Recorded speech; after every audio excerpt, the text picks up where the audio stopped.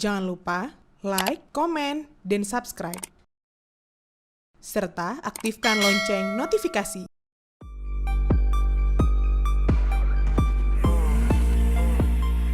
Jika berbicara tentang sejarah Aceh modern, ada salah satu nama yang sering muncul dengan nuansa yang tidak sederhana.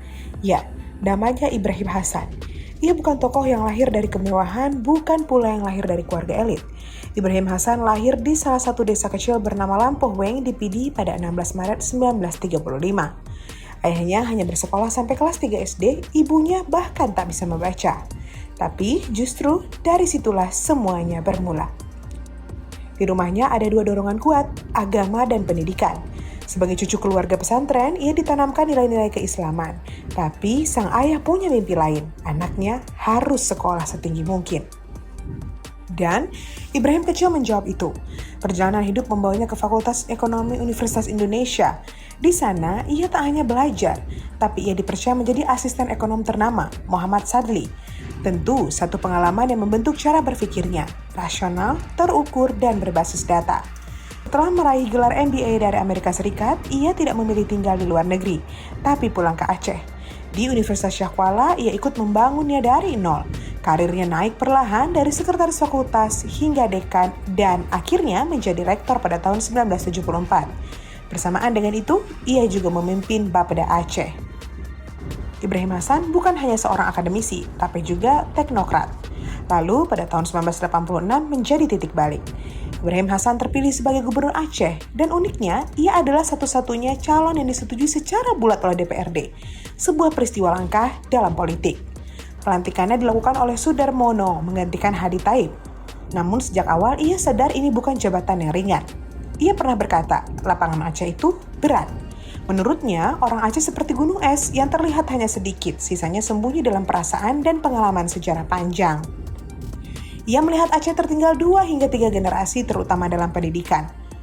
Penyebabnya, konflik panjang yang ia sebut sebagai Perang Aceh 100 tahun.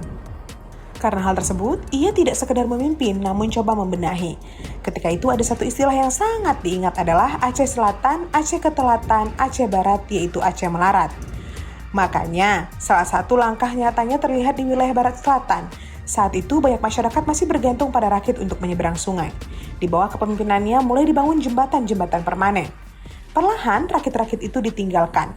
Akses terbuka, wilayah yang sebelumnya terisolasi mulai terhubung dan di bidang ekonomi ia juga mendorong kebijakan yang cukup berani untuk zamannya.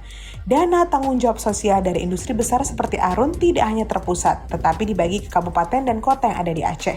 Satu langkah menuju pemerataan. 8 bulan setelah ia menjabat, ia dipanggil Presiden Soeharto. Arahnya jelas, Aceh harus dibangun dari sektor pertanian seperti kelapa sawit, kopi, nilam, hingga tambak udang. Namun, seperti banyak tokoh dalam sejarah, perjalanan Ibrahim Hasan tidak hanya berisi capaian. Ada sisi lain yang lebih rumit. Setelah tidak lagi menjabat, satu peristiwa pahit terjadi di Jakarta. Ia pernah ditampar seorang aktivis asal Aceh pada salah satu acara diskusi. Kabarnya, tindakan ini lahir dari kemarahan dan luka karena Ibrahim Hasan dinilai sebagai tokoh sentral dari pihak yang menyetujui penetapan Aceh sebagai daerah operasi militer di Aceh kala itu. Tentu jamak diketahui, masa Dom telah meninggalkan trauma panjang bagi masyarakat Aceh.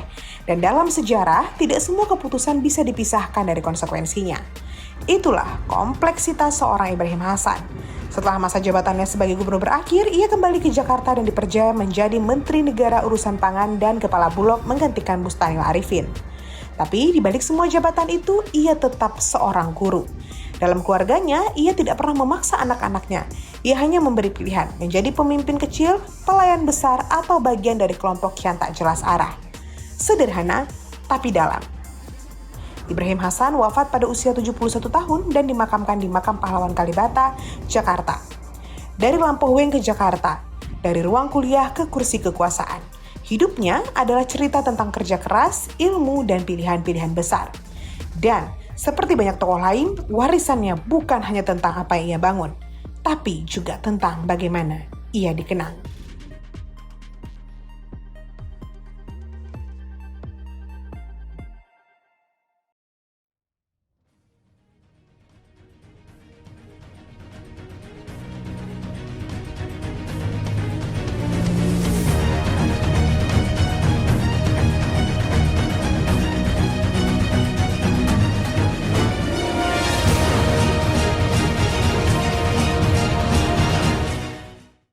Jangan lupa like, komen, dan subscribe.